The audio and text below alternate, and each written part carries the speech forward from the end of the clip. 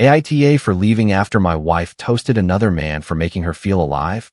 I'm Nicholas, 38, and I've been married to Erica for almost 12 years. I'm the guy who sets a phone reminder for trash pickup and still somehow only remembers it when I hear the truck outside. So I'm not pretending I was some thrilling, unpredictable mystery of a husband. But for most of our marriage, I thought being steady meant being trusted, not being treated like the dull background music in my own life. Erica was 36, bright in the way some people are without trying. When we first got together, she could walk into a quiet room and make it feel like someone had opened a window. She remembered people's birthdays, convinced shy people to sing karaoke, and made regular Tuesday dinners feel like something worth taking pictures of. I love that about her. I love that she made life feel less stiff. For years, that difference between us worked. I handled practical things. Erica brought the spark. I was the one who remembered the insurance forms, changed the air filters, packed phone chargers before weekend trips, and asked if we had cash for tips. She was the one who could turn a burned dinner into a laughing story and make everyone forget the smoke alarm had gone off. I didn't mind being the steady one. I actually liked being the person she could lean on. But somewhere along the way, being steady stopped meaning reliable and started meaning boring. At first, the jokes were small enough that I told myself I was being too sensitive. At a game night, Erica cut me off halfway through explaining something and said, "He takes forever to get to the point. This is why I don't let him tell stories after 9 p.m. Everyone laughed. I smiled because that's what husbands did when their wives teased them in front of friends. At a birthday dinner, I ordered a standard drink instead of whatever Mason had picked off the cocktail menu, and Erica leaned toward the table and said, "See, this is what I married.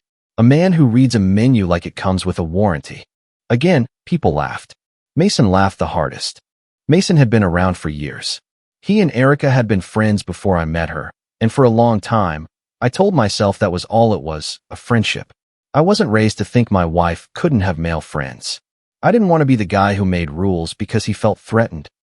But Mason had a way of making every room feel like he and Erica were the actual couple, and I was the guy who drove her there. He called her Ari, a nickname I never used because it sounded like something that belonged to them. In photos, his hand always seemed to find her lower back. He brought her drinks before I had a chance to ask what she wanted. He leaned close when they talked, close enough that their shoulders touched, and if I shifted toward them, he'd make a joke like I had wandered into the wrong conversation. One night, at a casual dinner with friends, Mason slid a glass toward Erica and said, "I know what Erica actually likes. Nick orders like he's reading a manual." Erica laughed and touched his arm. "Don't make it weird, Nick. He's harmless." I hadn't said anything yet. That's what bothered me. She heard the objection before I made it because she already knew it belonged there. Later that night, while she was taking off her earrings in the kitchen and I was loading the dishwasher, I finally said, "I'm not asking you to stop having friends. I'm asking you to stop making me the cost of your fun." She turned around with that exhausted look people use when they want you to feel guilty for having feelings. "You turn every harmless thing into a marriage seminar," she said.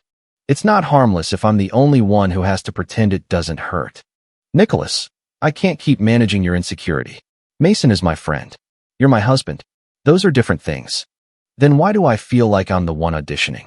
She rolled her eyes, grabbed her phone from the counter, and walked out of the room. That was how most of those conversations ended. I would bring up one specific thing. Erica would turn it into a speech about jealousy. I would get quiet because I didn't want to sound controlling. Then the next event would happen, and the jokes would get a little sharper. My sister Rachel noticed before I admitted it out loud. She was blunt in a way that could make me defensive, but she usually landed near the truth. A few months before the charity dinner, Rachel came over while Erica was out and showed me a group photo from a weekend barbecue. In the picture, Erica and Mason were centered, both laughing, Mason's arm around the back of her chair. I was at the edge of the frame, half turned away, holding a paper plate, and looking like somebody's uncle who had wandered into the wrong backyard. Rachel zoomed in on Mason's hand and said, "You're seeing this, right?" "It's one photo." "No, Nick. It's a pattern with photo evidence." I took the phone from her, stared at it, and handed it back. "I don't want to overreact." Rachel's face softened, but her voice stayed firm. "Peace isn't peace if you're the only one paying for it."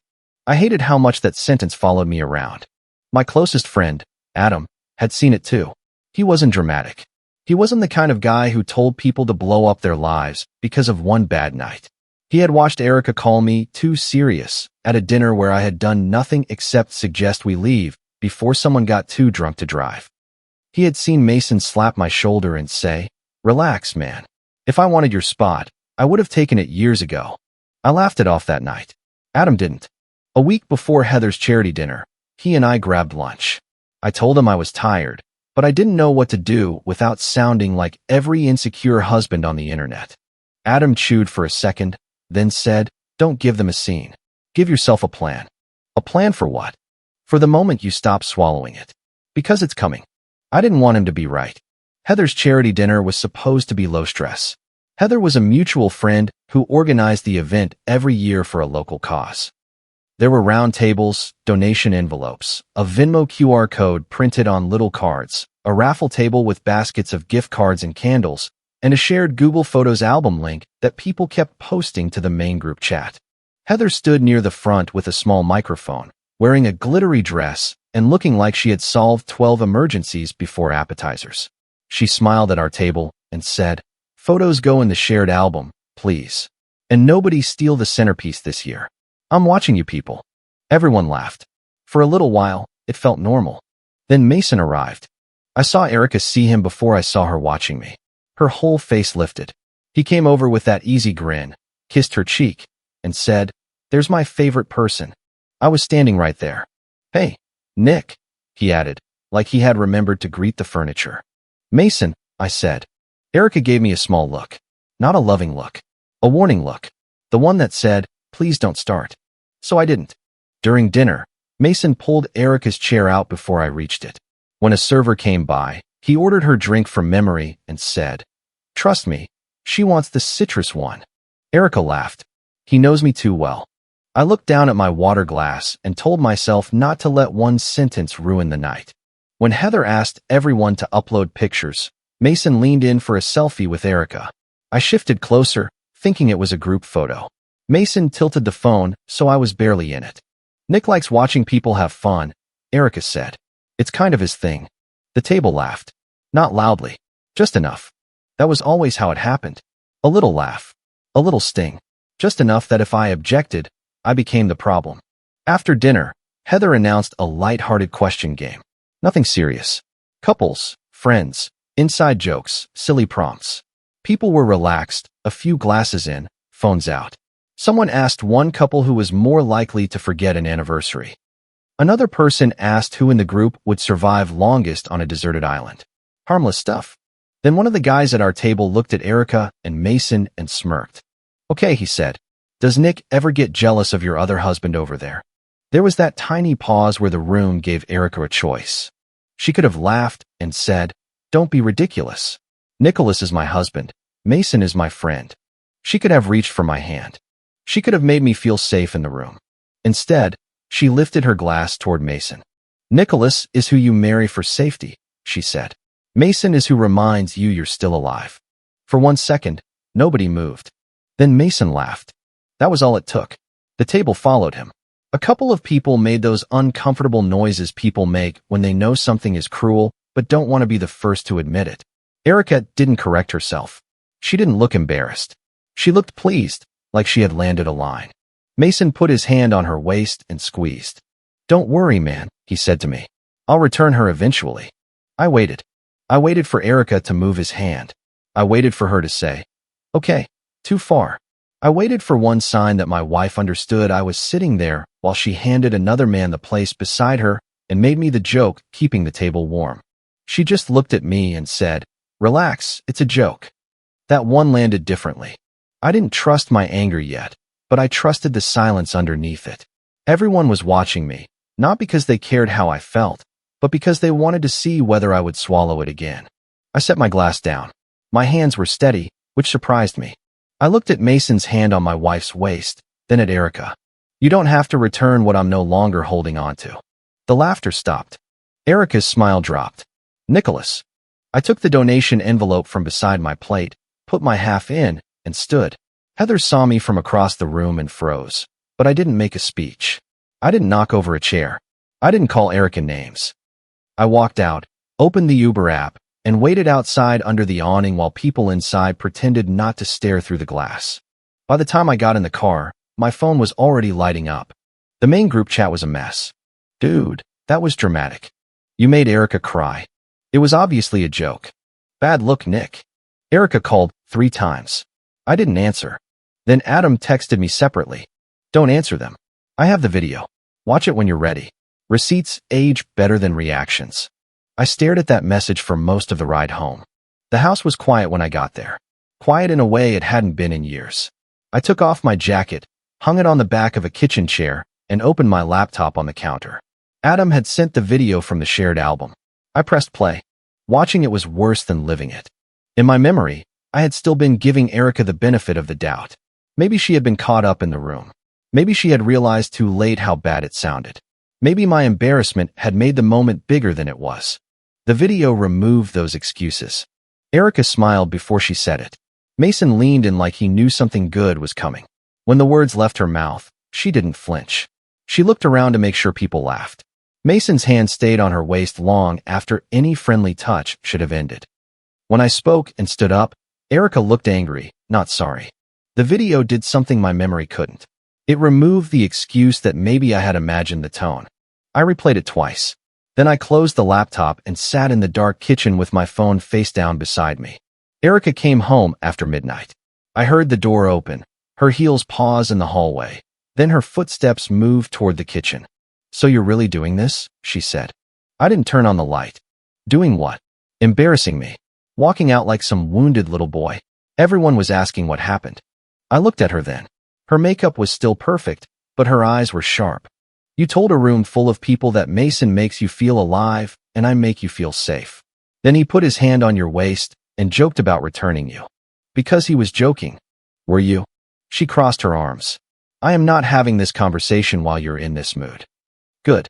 Neither am I. She stared at me like she had expected more. More anger, more pleading, more proof that I was jealous enough for her to dismiss me. I stood and walked past her to the spare room. I didn't sleep much. Around 5 a.m., I got up and started moving quietly. I didn't destroy anything. I didn't clean out the house. I didn't touch Erica's phone, accounts, or belongings. I packed my passport, birth certificate, marriage paperwork, insurance information, account statements, laptop, phone charger, a few clothes, and a small box of things that mattered to me more than they were worth. There was a photo from our 5th anniversary tucked in that box.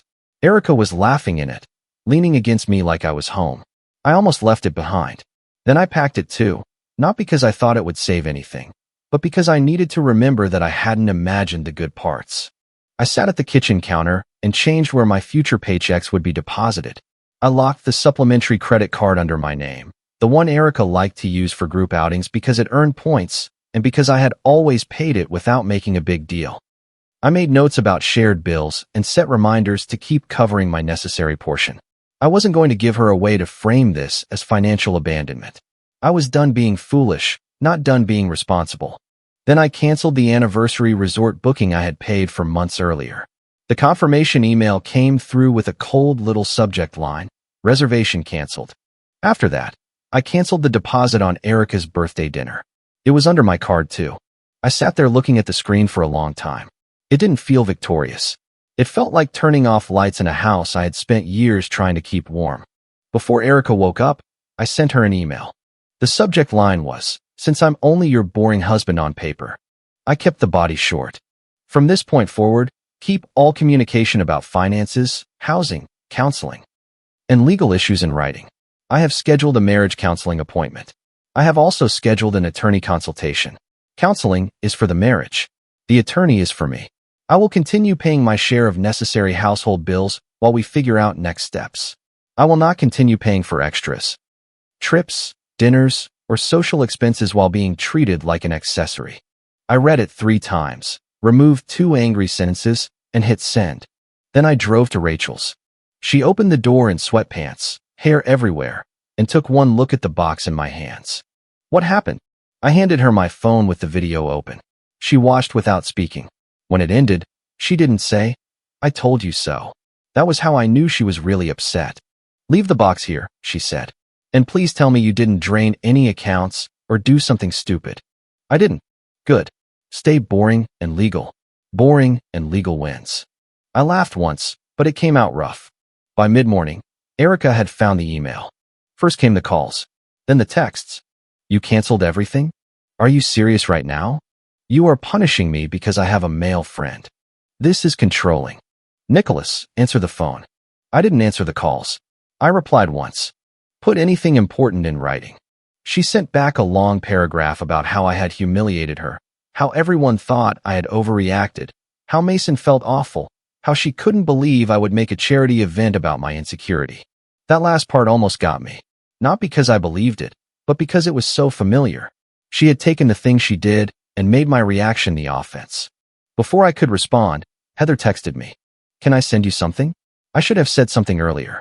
You deserve to know this wasn't just last night. My stomach dropped before I opened the screenshots. They were from a private group chat I hadn't even known existed. Not the main friend chat. A smaller one.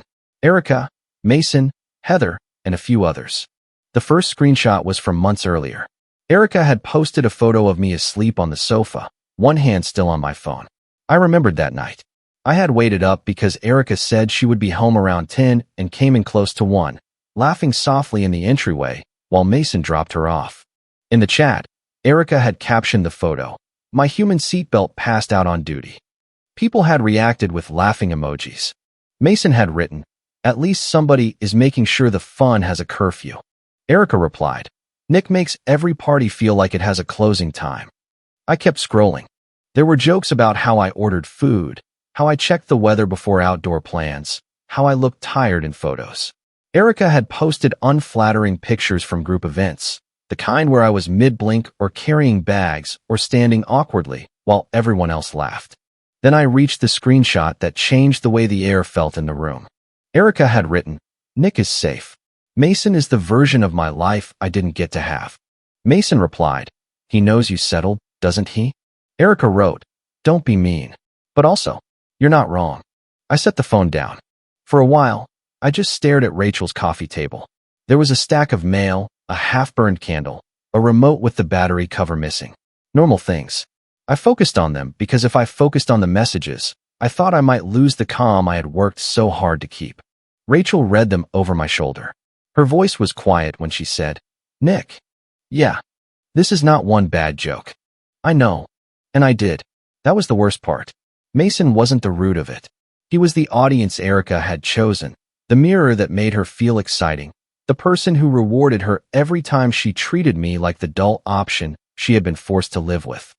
He disrespected my marriage because Erica gave him a reserved seat inside it." Heather sent one more message. "I'm sorry.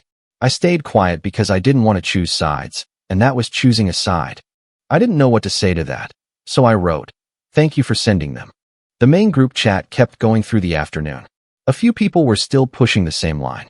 "Nick, you owe Erica an apology. Nobody meant anything by it. Leaving like that was cruel." I let them talk for a while. Then I sent the dinner video. Under it, I wrote one sentence. "I can take a joke. I'm done being one." The chat went quiet. Not everyone apologized. That would have been too clean. One person wrote, "I didn't realize it looked like that." Another said, "Yeah, that was uncomfortable." Someone else immediately left the chat. Two people said nothing at all. Erica did not like losing the room. By evening, she had switched strategies. She texted Rachel, "Your brother is spiraling because he thinks I cheated. I didn't. He's punishing me for having friends. Please talk to him." Rachel showed me the message and raised an eyebrow. "Want me to respond?" "No." "Good, because I was going to, and it would not have helped your legal and boring brand." Adam called me later that night. His voice was careful. "How are you holding up?" "I don't know." "Fair." I told him about the screenshots. He was quiet for a long moment. "Heather sent them?" "Yeah." Then it was worse than I thought. She hates drama. If she sent those, she knows they crossed a line. Apparently, everyone knew but me. "No," Adam said. "You knew. You just kept giving your wife chances to prove you wrong." That sentence hurt because it was kinder than the truth and still true enough. Over the next few days, I kept everything practical. I attended the attorney consultation. It didn't magically solve my life. It was a conversation, not a movie scene. I asked what I should and shouldn't do. I confirmed what bills needed to be handled and what records I should keep. I scheduled marriage counseling because part of me still wanted to see whether Erica could tell the truth in a room where there were consequences for twisting it. My calendar looked ridiculous for a man whose wife had called him boring. Marriage counseling on Wednesday. Attorney follow-up on Thursday. Utility bill reminder on Friday. Maybe that was me. Maybe I was boring. But boring had kept the mortgage paid, the lights on, the records clean, and my hands out of anything that would make me ashamed later. Erica kept pushing for a phone call. I kept refusing anything important that wasn't written down. The texts changed hour by hour. In the morning, she was angry. You're making me look like a monster. At lunch, she was defensive. Those messages were private. People vent. That doesn't mean I don't love you. By night, she was softer. Can we please just talk like husband and wife? I answered, husbands and wives don't need an audience to respect each other. You used one anyway. She didn't respond for a while after that. Then she asked for a sit-down. She framed it as clearing the air. She said Rachel could come, Adam could come, Heather could come, and a couple of friends who had been at the table could come. Mason would be there too because, according to Erica, he deserves to clear his name. I knew exactly what she wanted. She wanted a controlled room where she could cry first, Mason could play harmless, and I could be pressured into apologizing for embarrassing her. I went anyway. Not because I wanted the marriage decided by committee. Not because I wanted to humiliate her back. I went because Erica had been telling a one-sided story for years, and this was the last time I was going to sit quietly while other people treated my silence as agreement. The meeting happened in Heather's living room. No dramatic location. No big crowd.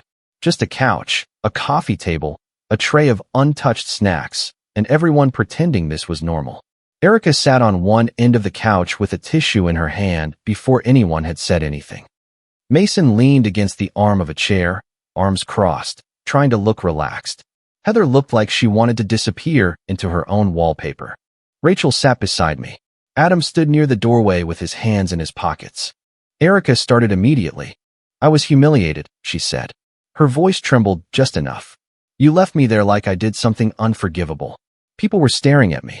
I had to explain why my husband stormed out of a charity dinner over a joke. Mason shook his head. Come on, man. We were all joking. Don't make this a thing bigger than it is. You know I'd never cross a line. Rachel made a small sound beside me, but I put my hand up slightly. Not to silence her. Just to say I had it. I placed my phone on the coffee table. I'm not here to argue about Mason, I said. I'm here because my wife made me the punchline of a marriage I was still trying to save. Erica looked away. That is not fair. Then let's watch it.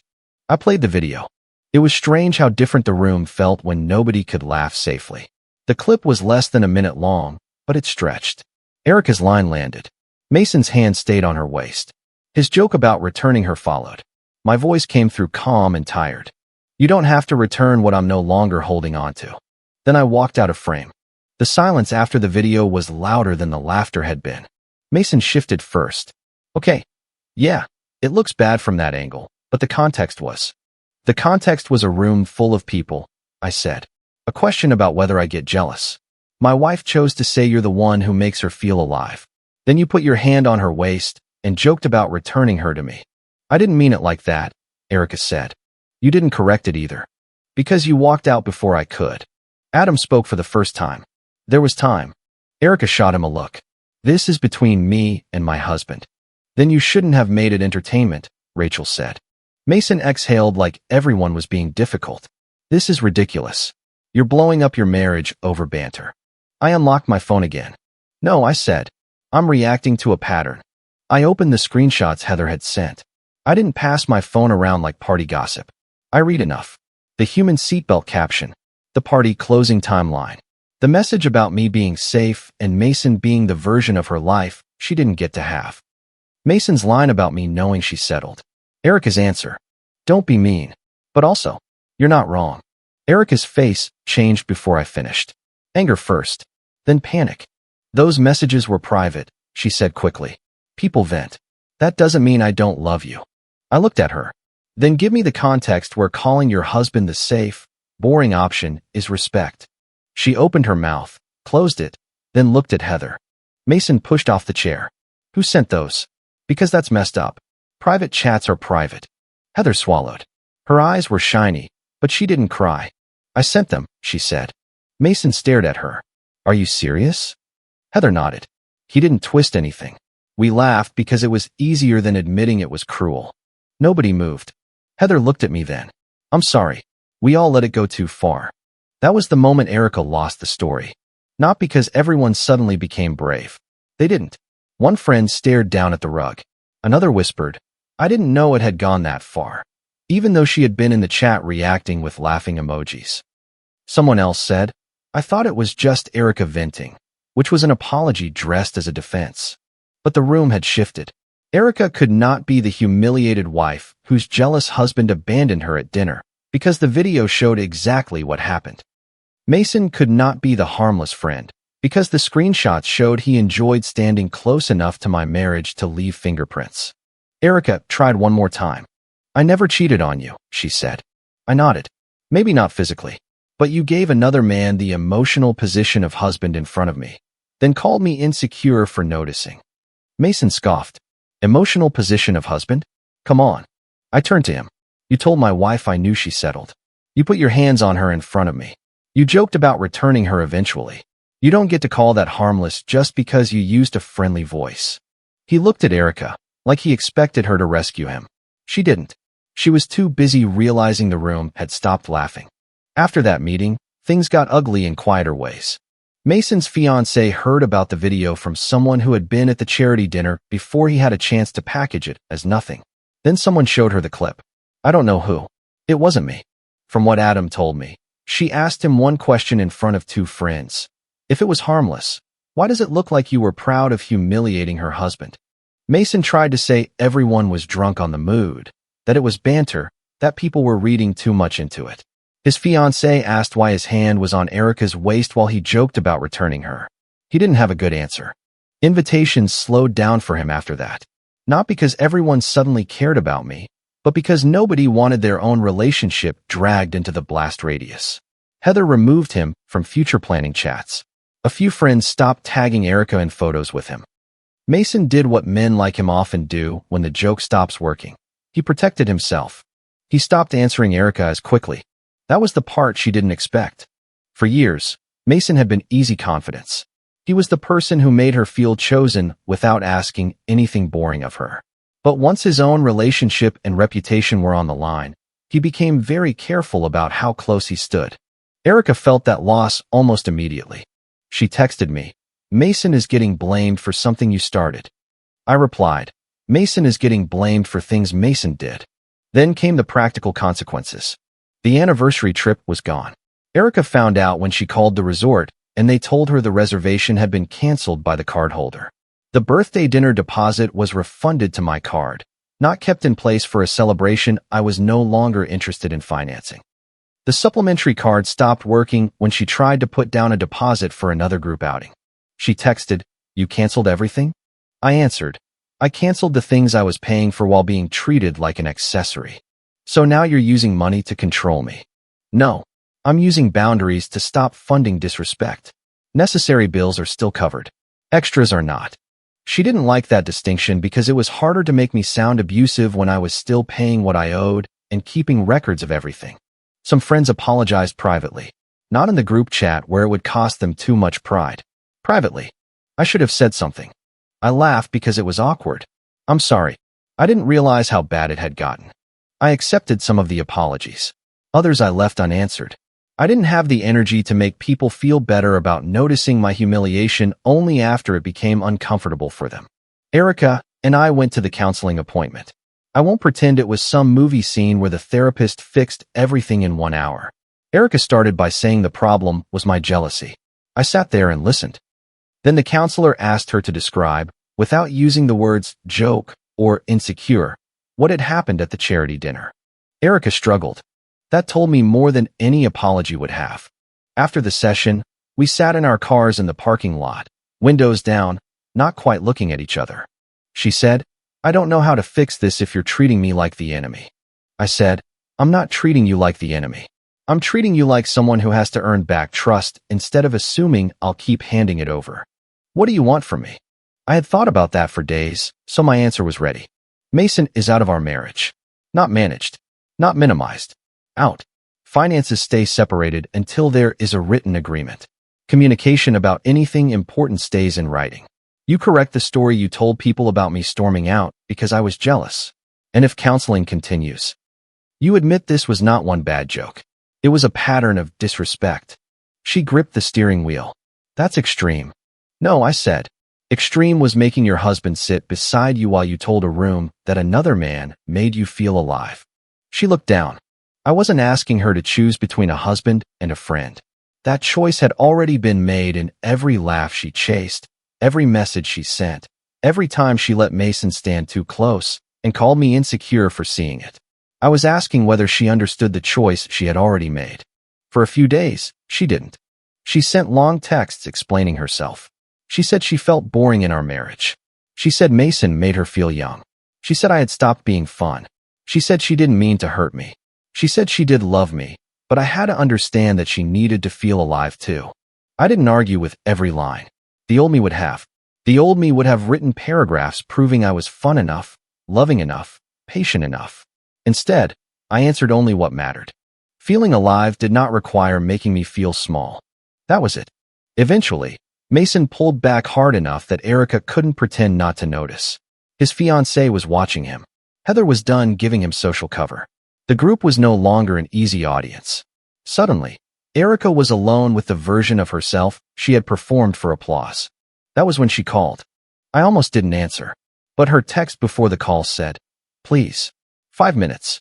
Not about logistics." I answered and stayed quiet. For once, she didn't start angry. She was crying, but not the sharp, public kind of crying she had used in Heather's living room. This sounded smaller. "I didn't think you'd actually leave," she said. I closed my eyes. There it was. Not an apology, exactly. Not full accountability. But the truth underneath everything. I said, "That was the problem. You counted on it." She cried harder. I didn't gloat. I didn't comfort her either. That might sound cold, but comfort had been my job for too long, even when I was the one bleeding. "I don't know what happens now," she whispered. "Neither do I said. "But it doesn't go back." And it doesn't. I am not pretending I handled every earlier moment perfectly. I stayed quiet too long. I let fear of looking jealous keep me in a disrespectful dynamic. I accepted little humiliations because I thought calling them out would make me smaller. It didn't. It just trained everyone around us to believe I would always absorb the hit. Maybe I should have drawn the line earlier. Maybe I should have refused the jokes the first time Erica made me the boring husband in front of people. Maybe sending the video and screenshots made some people uncomfortable. But Erica made the disrespect public first, and the private messages proved it was never just one bad joke. I didn't destroy her life. I stopped protecting the version of it where I paid, planned, drove, covered, smiled, and stayed quiet while she and Mason made me the punchline. Whether our marriage ends in divorce or survives counseling, I know one thing for sure. I am done being the safe choice everyone gets to mock because they assume safety has no spine. If you like the stories, don't forget to leave a comment and support the channel by subscribing. See you in the upcoming stories.